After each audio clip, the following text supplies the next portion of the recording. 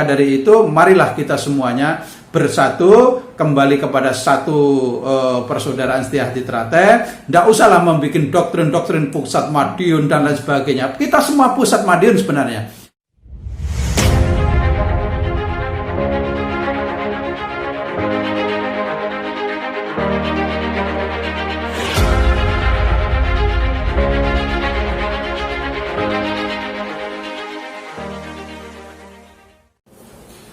Assalamualaikum warahmatullahi wabarakatuh.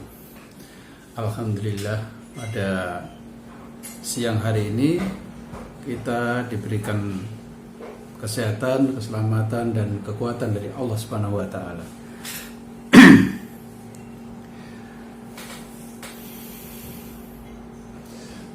Kiai Mbeling pada hari ini terpaksa harus angkat berbicara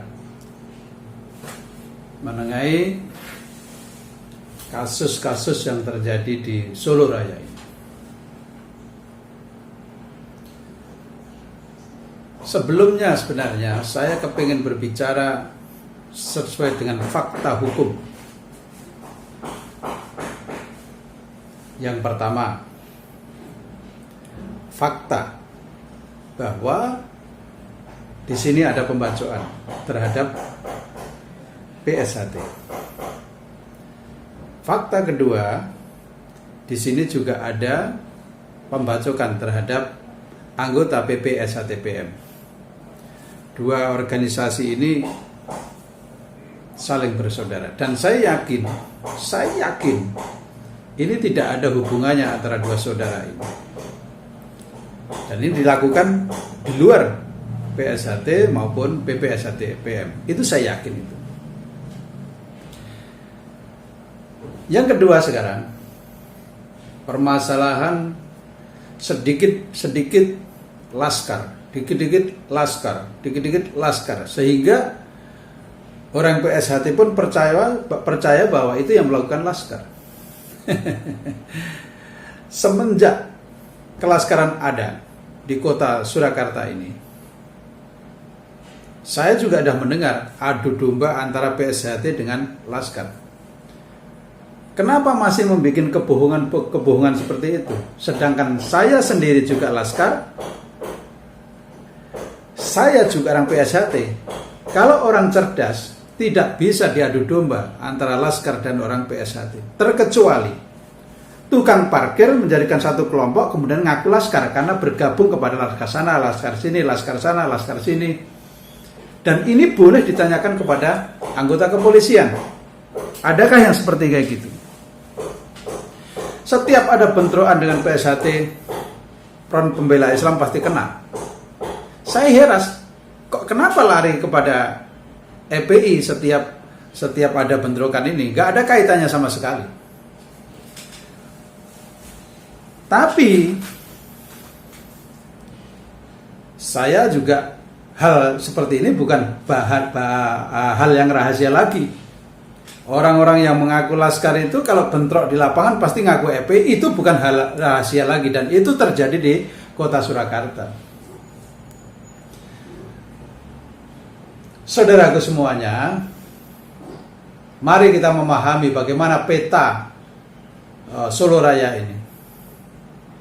Peta Solo Raya ini memang sangat unik dibanding peta yang lainnya, daerah yang lainnya.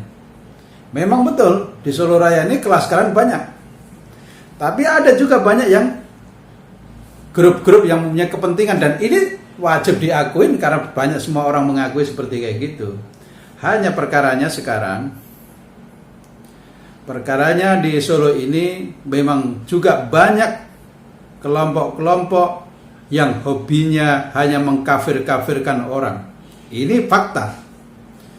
Kelompok yang suka sering tuduh-menuduh. Ini fakta. Dan tidak bisa dipungkirin lagi. Bahkan ketika haul di Solo tahun kemarin, ada juga laskar yang mendatangi saya di posko saya yang saya bikin di alun-alun selatan.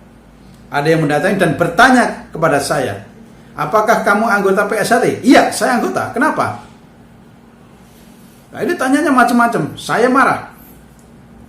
Emang kalau saya anggota PSHT mau ngapain? Kok bisa bertanya seperti kayak gitu? Padahal orang-orang itu juga nggak ngerti bagaimana kelaskaran, nggak ngerti, hanya mulut yang menemuin saya itu. Dan adu dombanya memang luar biasa. Nah, disitulah kita harus memahami semuanya bahwa kondisi di Solo Raya ini, walaupun seandainya ada orang-orang yang berbuat dan mengaku laskar, orang PSHT jangan langsung percaya bahwa itu laskar. Nanti malah menjadi kekisruhan yang sangat luar biasa, karena laskar itu, yang dikatakan laskar, nggak mungkin akan melakukan seperti itu, membacok orang yang nggak salah, itu nggak mungkin. Laskar yang betul, ini juga majelis taklim. Laskar yang betul pasti dia juga ngaji, dan tidak mungkin di dalam ajaran Islam tidak ada orang membacok orang yang tidak salah, membacok orang yang tidak berbuat apa-apa. Itu nggak mungkin terjadi seperti itu kalau laskar betul-betul laskar. Orang PSHT harus cerdas tentang seperti ini. Karena kalau tentang kelaskaran, saya ini termasuk laskar yang senior di Solo. Jadi walaupun mereka ini ada beberapa kelompok itu yang menuduh saya semacam-macam, menuduh Syiah, menuduh apa. Nah, itu nggak masalah. Silakan tuduhan-tuduhan itu diluapkan. Memang Wahabi harus seperti itu. Wahabi itu harus membuat mob-mob yang bagaimana orang bisa berantem. Nah, kalau yang mengakui Wahabi ya silakan saja. Tapi saya sudah mempelajari hal seperti kayak gini yang terjadi di Solo itu bukan hal yang barang rahasia lagi yang terjadi di Solo ini. Maka saya berharap kepada aparat kepolisian dan TNI, contohnya para Kapolda, para tuan-tuan Kapolda seluruh Indonesia, saya meminta dengan sangat tentang PSHT ini. Kita bukan barang rahasia lagi kalau di dalam tubuh TNI juga ada orang PSHT. Di dalam tubuh Polri juga ada orang PSHT. Cuma perkaranya PSHT sekarang itu menjadi dua. Satu PPSHT PM yang mengatakan Parloh 17. Yang satu PSHT yang hasil Parloh 2016. Di antara kubu itu juga ada kubu dari anggota dari TNI dan Polri. Saya meminta kepada Kapolda seluruh Indonesia, seharusnya kita harus memahami bahwa di Indonesia ini ada hukum tentang PSHT contohnya. Gugat-menggugat tentang yayasan ini juga sudah selesai. Artinya kasasi, ingkrah, gugatan itu ditolak. Artinya menang PSHT dalam arti P16. Yang kedua, gugatan tentang organisasi. Sampai kasasi juga diingkrah, gugatan mereka juga ditolak. Artinya ingkrah sah sebagai keputusan negara. Ya tinggal kita dipetakan supaya kita tidak terjadi permasalahan yang sangat luas ini. Yang pertama, saya berharap anggota Polri dan TNI yang masih berada di PPSHT-PM ya segera untuk kembali kepada PSHT untuk menegakkan hukum yang sudah ditetapkan negara ini. Jangan mempunyai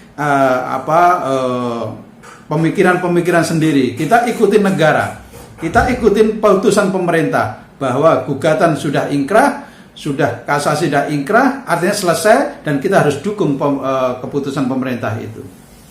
Nah, kalau masih tetap dalam seperti kayak gitu, maka mudah-mudahan setiap Kapolda seluruh daerah juga bisa mengumpulkan anggotanya, TNI juga bisa mengumpulkan anggotanya yang masih masuk dalam PPSHT-PM itu untuk diberikan nasihat untuk kembali ke dalam undang-undang yang benar. Nah inilah supaya kita tetap guyub rukun, kembali jadi satu, diawalin dari anggota Polri dan TNI, agar kita bisa memberikan contoh kepada seluruh anggota kita bahwa kita memang harus taat kepada hukum negara yang sudah diputuskan oleh negara. Ini salah satu kebijakan yang bijaksana dalam hatinya, jangan sampai membawa kemana-mana.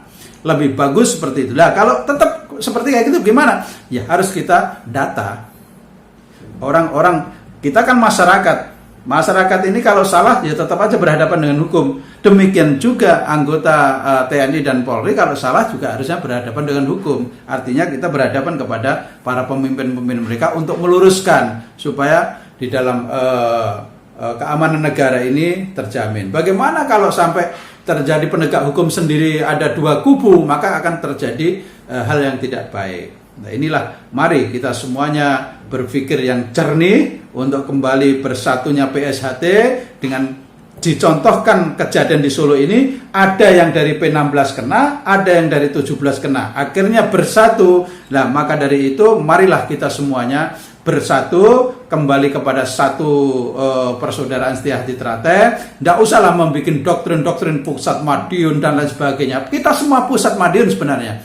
Hanya karena kalau nanti di P16 ini tetap di situ, maka akan timbul perkelahian terus. Ya hijrah untuk sementara juga nggak masalah. Hijrah untuk memperbaiki organisasi ini. Saya rasa Kiai Beling tetap dan komitmen dalam kebenaran, komitmen dalam persatuan, komitmen dalam persaudaraan, dan semua dari unsur pemerintahan, unsur TNI Polri, maka kita harus mengacu kepada undang-undang yang sudah ditetapkan negara Republik Indonesia. Assalamualaikum warahmatullahi wabarakatuh.